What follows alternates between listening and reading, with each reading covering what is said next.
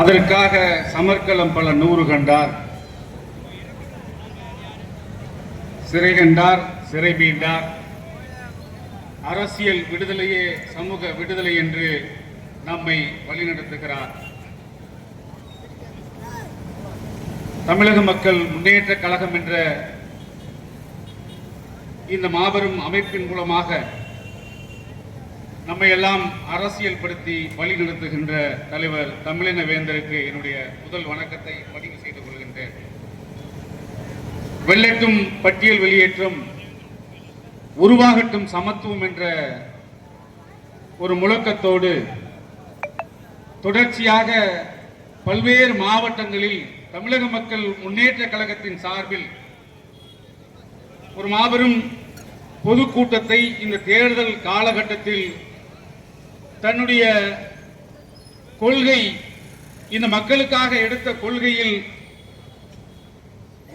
ஒரு நிறமாறாத, கொள்கை மாறாத ஒரு குணத்தோடு தலைவர் அவர்கள் நடத்தி வருகிறார். அந்த வகையில் இன்று சிவகங்கை தெற்கு மாவட்டத்தில் நடக்கின்ற இந்த கூட்டத்திற்கு தலைமை தாங்கி இருக்கக்கூடிய அன்பு சகோதரர் மாவட்ட செயலாளர் ஆற்றமிகு செயல் வீரர் இடைக்காட்டூர் சுரேஷ் மற்றும் முன்னிலை வகிக்கின்ற மாவட்ட தலைவர் ரிச்சர்ட் பாண்டியன் மற்றும் ஒன்றிய தலைவர் நாகராஜ், நகர செயலாளர் ஜெயபாண்டியன், ஒன்றிய செயலாளர் கருணாகரன் உள்ளிட்ட அத்தனை தோழர்களுக்கும் மற்றும் தலைவரோடு இந்த சமூக பணியில் தன்னை இணைத்துக் கொண்டு பணியாற்றுகின்ற எங்கள் மாநில இளைஞரணி தலைவர் மருத்துவர் வேங்கோ பாண்டியன் அவர்களுக்கும் மற்றும் மாநில கொள்கை பரப்பு செயலாளர் அண்ணன் ஆசி கோபாலகிருஷ்ணன் அவர்களுக்கும், SM சேகர் அவர்களுக்கும், அன்பு சகோதரர் அன்பு அண்ணன் MG திரவியம் உள்ளிட்ட அத்தனை பேருக்கும் என்னுடைய பணிவான வணக்கத்தை நான் தெரிவித்துக் கொள்கின்றேன். அன்பிற்குரிய உறவுகளே, தேர்தல் இன்னும் ஒரு 2 மாதத்தில் நடக்க இருக்கிறது. தமிழகத்தில் அடுத்து ஆட்சி ஆளப்போவது யார் என்பதற்கான ஒரு போராக இந்த தேர்தல் நடக்க இருக்கின்றது. ஒருபுறம் திராவிட முன்னேற்ற கழகம் நாங்கள் ஏற்கனவே ஒரு பலம் வாய்ந்த கூட்டணியாக இருக்கிறோம் என்று சொல்லி ஒரு மதசார்பற்ற ஒரு முற்போக்கு கூட்டணி என்று அவர்கள் ஒரு கூட்டணியாக நாங்கள் இருக்கிறோம் என்று சொன்னார்கள், நாங்கள் பலமாக இருக்கிறோம் என்று சொன்னார்கள். ஆனால் இன்று அவர்கள் தேமுதிகவை காத்திருந்து 2016 திராவிட முன்னேற்ற கழகத்தினுடைய அன்றைய தலைவர் கலைஞர் அவர்கள் எப்படி பலம் நழுவி பாலில் விழும் என்று சொல்லி காத்திருந்தாரோ அதுபோல இவர்களும் நாங்கள் பலமாக இருக்கிறோம் என்று சொல்லி காத்திருந்து இன்று அவர்களை கூட்டணியில் சேர்த்ததன் மூலம் அந்த கூட்டணி பலகீனமாக இருக்கிறது என்பதுதான் உண்மை. தேசிய ஜனநாயக கூட்டணி பலமாக இருக்கிறது என்ற உண்மை. அந்த கூட்டணியில் நாங்கள் ஏன் பயணிக்கிறோம் என்பதற்காக தான் இந்த பொதுக்கூட்டம். எதற்காக நாங்கள் பட்டியல் வெளியேற்றம் கேட்கிறோம் என்பதற்காக தான் இந்த பொதுக்கூட்டம். பட்டியல் வெளியேற்றம் என்பது என்ன, எதற்காக இந்த கோரிக்கையை தலைவர் தமிழின வேந்தர் விடாப்பிடியாக பிடித்திருக்கிறார். அரசியலில் பதவிகள் வரும் போகும், அதை குறித்து எனக்கு கவலை இல்லை. ஆனால் பட்டியல் வெளியேற்றம் நடந்தே தீர வேண்டும், அதுதான் எங்களின் இன விடுதலை என்று எதற்காக தலைவர் ஒரு கொள்கை பிடிப்போடு விடாப்பிடியாக இந்த கூட்டத்தை நடத்தி கொண்டிருக்கிறார் என்று சொன்னால், அரசியல் காலகட்டத்தில் எல்லாருக்கும் ஒரு காய்ச்சல் இருக்கும். நமக்கு MLA சீட்டு கிடைக்குமா, MP சீட்டு கிடைக்குமா? இப்ப கூட பத்திரிகையாளர் வந்தவுடன் கேட்ட கேள்வி, உங்களுக்கு எத்தனை தொகுதி? ஆனால் தலைவர் தொகுதியை பற்றி கணக்கிடவில்லை, பதவியை பற்றி கணக்கிடவில்லை.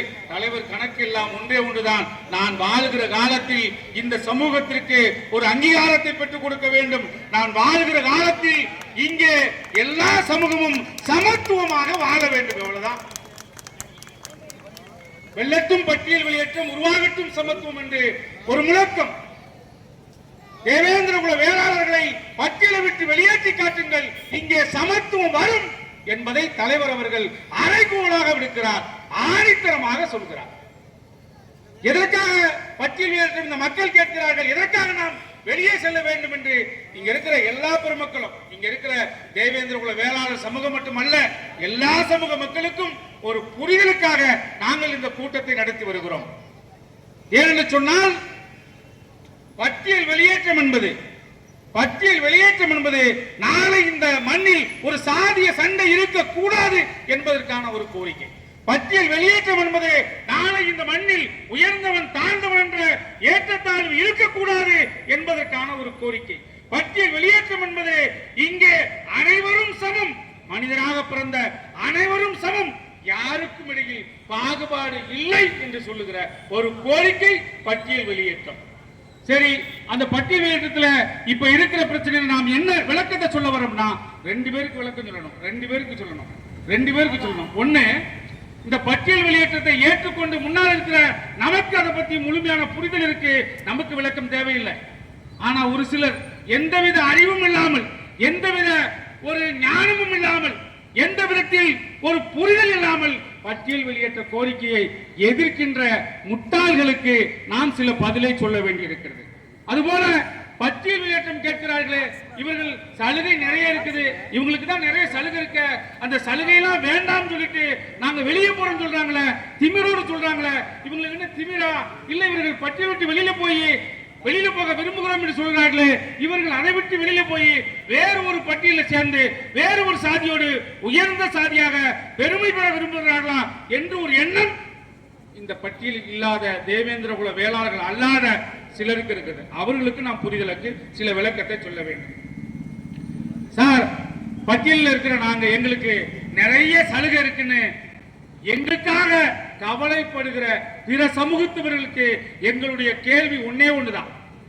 நாங்கள் இதை விட்டு வெளியில போனா எங்கள் சலுகை எங்களை விட்டு போயிடும் என்று எங்களுக்காக வருத்தப்படுகிற, எங்களுக்காக மனம் நொந்து போகிற, எங்களுக்கு அறிவுரை சொல்லுகிற, உங்களுக்கு தான் சலுகை இருக்க, சலுகையை வேங்க வேண்டியதானே, ஏன் அதை விட்டு வெளியே போகிறேன் என்று சொல்லக்கூடிய பிற சமூக மக்களுக்கு நாங்கள் அன்போடு சொல்வது, உண்மையிலே இங்க பாலாரும் தேனாரும் ஓடுது, இங்கதான் எல்லாமே நல்லா இருக்கு, இங்கதான் சலுகை அதிகமா இருக்குன்னா தயவுசெய்து நீங்க இந்த பக்கம் வாங்க, நாங்க அந்த பக்கம் போறோம். நீங்க இந்த பக்கம் வாங்க, நாங்க நீண்ட காலமா இருந்துட்டோம், எங்களுக்கு இது வலிக்குது, நாங்க இதுல இருப்பது எங்களுக்கு ஒரு வழியாக இருக்கிறது. நீங்க இந்த பக்கம் வாங்க, நாங்க அந்த பக்கம் வரோம். இதை நான் சொல்லவில்லை, புரட்சியாளர் அம்பேத்கர் சொல்லி இருக்கிறார். எப்ப சொன்னாரு? 1956ல புரட்சியாளர் அம்பேத்கர் இதை பதிவு செய்திருக்கிறார். அம்பேத்கர் என்பவர் உலகத்தில் ஒரு மாமேதையவர், இந்திய அரசியலமைப்பு சட்டத்தை உருவாக்கி தந்திருக்கிறார். அவரு வாழ்நாள் முழுவதும் போராடினார். எதற்காக? இங்கே ஒரு சமத்துவம் வர வேண்டும் என்பதற்காக, இந்த பாகுபாடு இருக்கக்கூடாது என்பதற்காக, மனிதன் உயர்ந்தவன் தாழ்ந்தவன் என்று பார்க்கிற நிலையை மாற்ற வேண்டும் என்பதற்காக போராடினார். ஒவ்வொன்றாக செய்து பார்க்கிறார். இவனுக்கு கல்வியை கொடுத்து விட்டால் இவனுக்கு சமத்துவம் வந்து விடுமா? இவனுக்கு அரசியல் அதிகாரத்தை பெற்றுக் கொடுத்து விட்டால் சமத்துவம் வந்து விடுமா? இடஒதுக்கீடு கொடுத்து கல்வியை கொடுப்போம், முன்னுரிமை வாங்கி கொடுப்போம், சமத்துவம் வந்து விடுமா என்று வாழ்நாள் முழுவதும் போராடினார். அப்படி போராடிய புரட்சியாளர் அம்பேத்கர் கூட, நான் பெற்றுக் கொடுத்த, நான் உருவாக்கி தந்த அரசியலமைப்பு சட்டம் கூட என்னை பாதுகாக்கவில்லை, எனக்கு சமத்துவத்தை இதுவரை தரவில்லை, நாங்கள் பெற்றுக் கொடுக்கிற இடஒதுக்கீடு அரசியல் அதிகாரம் எங்களுக்கு அதை பெற்றுக் கொடுக்கவில்லை என்று கடைசியாக 1956 புரட்சியாளர் அம்பேத்கர் 5 லட்சம் மக்களோடு இந்து மதத்தை விட்டு வெளியேறி பௌத்தத்தை தழுவினார். பௌத்த மதத்துக்கு போனார். எதுக்கு போனார் அப்படின்னா, அப்ப போகும்போது இதே கேள்வி கேட்டாங்க. அவர் அன்னைக்கே பட்டியல் விட்டு வெளியேறி விட்டார். புரட்சியாளர் அம்பேத்கர் 1956 பட்டியல் விட்டு வெளியேறி விட்டார். வெளியேறி இங்கிருந்து அங்க போயிட்டாரு பௌத்தத்துக்கு. ஏன் போனாரு?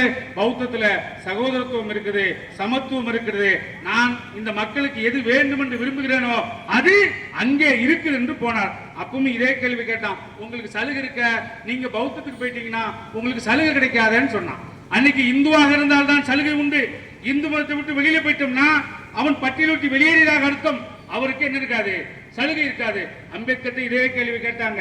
அம்பேத்கர் ஒரு பத்திரிகையாளர் கேட்டார், அம்பேத்கர் ஒரு பிராமண இளைஞர் கேட்டார், உங்களுக்கு தான் சலுகை இருக்குத, எம்எல்ஏ ஆகலாம், எம்பி ஆகலாம்ல, நீங்க அந்த இடஒதுக்கீடு வேண்டான்ட்டு, சலுகை வேண்டான்ட்டு வெளியில போறீங்கன்னு கேட்கும்போது அவர் சொன்னார் எங்களுக்கு சலுகையை விட எங்களுடைய மானம் முக்கியமானது என்று சொன்னார். சலுகையை விட எனக்கு மானம் பெரிதானது என்று சொன்னார். ஏனென்று சொன்னால், சலுகை என்னை எந்த அளவுக்கு உயர்த்தும் என்பதில் எனக்கு நம்பிக்கை இல்லை. ஆனால் நான் தன்மானத்தோடு இந்த மக்களை மாற்றிவிட்டால் அவனுக்கான தேவையை அவன் உருவாக்கிக் கொள்வான் என்று சொன்னான். ஆக சலுகையை விட மானம் பெரியது என்று அன்றே அம்பேத்கர் சொன்னார். அதைதான் அவர் வழியில் எங்கள் தலைவர் தமிழன் வேந்தர் என்று சொல்லுகிறார். சலுகை என் மயிருக்கு சமம், சலுகை என் மயிருக்கு சமம், மானமும் மரியாதையும் என் உயிருக்கு சமம் என்று தலைவர் எங்களை வழி நடத்துகிறார். இது எந்த சாதிக்கும் எதிரான கோரிக்கை அல்ல. எல்லா சாதியோடும் சாதிய புகழ்ச்சில் இல்லாமல், சாதிய சண்டை இல்லாமல், சாதிய பகைமை இல்லாமல் ஒன்றாக சமத்துவமாக வாழ்வதற்கான கோரிக்கை பட்டியல் வெளியேற்றம். அதை தான் சொல்லுகிறோம். வெள்ளட்டும் பட்டியல் வெளியேற்றம், உருவாகட்டும் சமத்துவம் என்று சொல்லுகிறோம். ஏன்னா இங்க சலுகை என்பது எல்லாருக்கும் இருக்கிறது. நீங்க நல்லா புரிஞ்சுக்கணும்.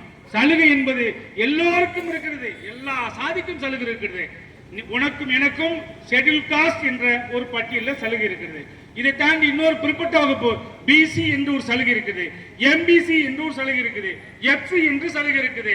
இப்ப கூட இடபிள்யூஎஸ் அப்படிங்கிற எக்கனாமிக்கலி வீக்கர் செக்ஷன் சொல்லக்கூடிய பொருளாதாரத்தில் பின்தங்கியவர்களுக்கும் சலுகை இருக்கு. இப்ப நம்ம கேட்கறது, எல்லாரிடம் கேட்கிறோம், பொதுமக்களாகி எல்லாத்துக்கும், உங்ககிட்ட மட்டும் இல்ல, பொதுமக்கள் எல்லாருக்கும் இந்த மேடையிலும் நாங்க கேட்கிறோம். எல்லோருக்கும் சலுகை இருக்கும் போது எங்களை மட்டும் நீங்க சலுகையில வந்தவன், உங்களுக்கு என்ன சலுகையில வந்தவன், சலுகையில வந்தவன் நீங்க சொல்றீங்களே, அது நியாயமா? அது நியாயமா என்று கேட்பதற்கு தான் இந்த மேடை, இந்த கூட்டம். அதுக்கு தான் நாங்க வந்திருக்கிறோம். தலைவர் கேட்பது, சலுகை எல்லோருக்கும் இருக்கிறது, எல்லோருக்கும் சலுகை இருக்கிறது. ஆனால் எங்களுக்கு மட்டும் அது இருக்கு, ஒரு வழியாவே இருக்குது. ஏன்னா மற்றவங்க சலுகை வாங்குவாங்க, ஆனால் சலுகை எங்களுக்கு சலுகை இல்லைன்னு வெளியில சொல்லுவாங்க. சலுகை வாங்குவாங்க, சலுகை இல்லைன்னு வெளியில சொல்லுவாங்க. மற்றவங்க என்ன செய்வாங்க, நீங்க யாருன்னு கேட்டா சுயசாதியை சொல்லுவார்கள் ஒழிய அந்த பட்டியல் பிரிவை சொல்ல மாட்டார்கள். ஒரு பிசி கம்யூனிட்டி இருக்குன்னா அவர்கிட்ட போய் நீங்க என்ன சாதி என்று கேட்டால் அவர் சுயசாதியை சொல்லுவார். ஆனா எதை சொல்ல மாட்டாரு, நான் பிசி என்று சொல்ல மாட்டார். ஒரு எம்பிசி சாதியில் இருக்கக்கூடிய பிரிவில் இருக்கக்கூடிய ஒரு சாதி இடத்தை போய் அண்ணன் நீங்க என்ன கம்யூனிட்டின்னு கேட்டா அவர் சுயசாதியை சொல்லுவார். அவர் இந்த எம்பிசி என்று சொல்ல மாட்டார். அந்த எம்பிசி என்பதை, பிசி என்பதை எங்கே மட்டும் அவர்கள் பயன்படுத்துவார் என்றால் சலுகை பெறும்போது பயன்படுத்துவாங்க, வெளியிலே தெரியாது. ஆனா ஏன்ட்டு வந்து நீ யாருன்னு கேட்டா நான் எஸ்சி என்று சொல்றேன். என்ன சொல்லுவேன்? எஸ்சி என்று சொல்லுவேன். உனக்கான சலுகைக்கான ஒரு தலைப்பு அது, அவருக்கான சலுகைக்கான தலைப்பு அது.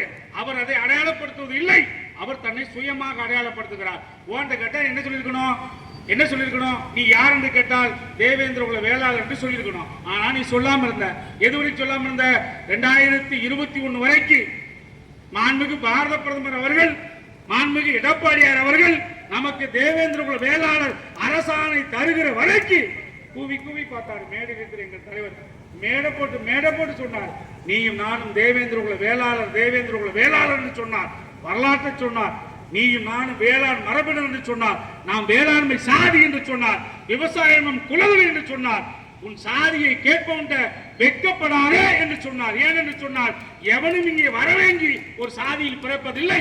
நான் இந்த சாதியில் பிறக்க வேண்டும் என்று எவனும் வரவாங்கி பிறக்கவில்லை. நீயும் நானும் அது போலதான். அவன் ஒரு தாய் தகப்பனுக்கு பிறந்தது போல நீயும் நானும் ஒரு தாய் தகப்பனுக்கு பிறந்திருக்கிறோம். அவனுக்கு ஒரு அடையாளம் இருப்பது போல உனக்கும் அடையாளம் இருக்க வேண்டும் என்று ஒரே தலைவர் சொன்னார். அது தமிழன வேந்தர் ஜான் பாண்டியன் அவர்கள் தான் மேடை முழுவதும் 50 ஆண்டு காலமாக சொல்லிக் கொண்டிருக்கிறார். இது எதற்காக? உன்னை பார்த்து யாருன்னு கேட்டா நீ தேவேந்திர குல வேளாளர் சொல்லுன்னு சொன்னா அது சாதி வெறியா?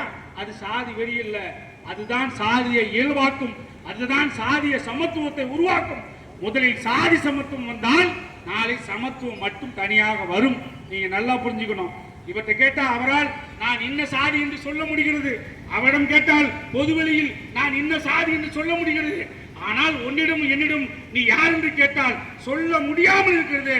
அதுதான் பிரச்சனை என்று கண்டறிந்த தலைவர் தமிழன வேந்தர் அவர் சொன்னார், உன்னை யாருன்னு கேட்டா நீ என்ன சாதியோ அது வெளிப்படையாக சொல்லு. கேட்பவனுக்கு ஒரு உள்நோக்கம் இருக்கும், கேட்பவனுக்கு ஒரு உள்நோக்கம் இருக்கும். என்ன உள்நோக்கம் இருக்கும்? உன்னை என்ன சாதி என்று பொதுவெளியில் கேட்பது உன்னை மனதளவில் உளவியல் ரீதியாக ஊனப்படுத்த வேண்டும் என்று கேள்வி இருக்கும். அப்படி உள்நோக்கத்தோடு கேட்பவன்ட்ட நீ என்ன சாதின்னு கேட்டா நான் தேவேந்திர குல வேளாளர் என்று சொல்லிப்பார். அவர் வெட்கப்பட்டு விட்டுருவார். இனிமே கேட்க மாட்டேன், எப்பா இனிமே நீ சாதி சொல்ல வேண்டாம், நானும் சாதியை சொல்ல வேண்டாம் என்ற நிலை வருமா வராதா? வரும். நேற்று வரை என்னை பொதுவெளியில் அடையாளப்படுத்த தயங்கியவன் இன்று என்னை பொதுவெளியில் தைரியமாக அடையாளப்படுத்துகிறானே, அந்த நிலையை இந்த மண்ணில் உருவாக்கியவர் தலைவர் தமிழன வேந்தர்.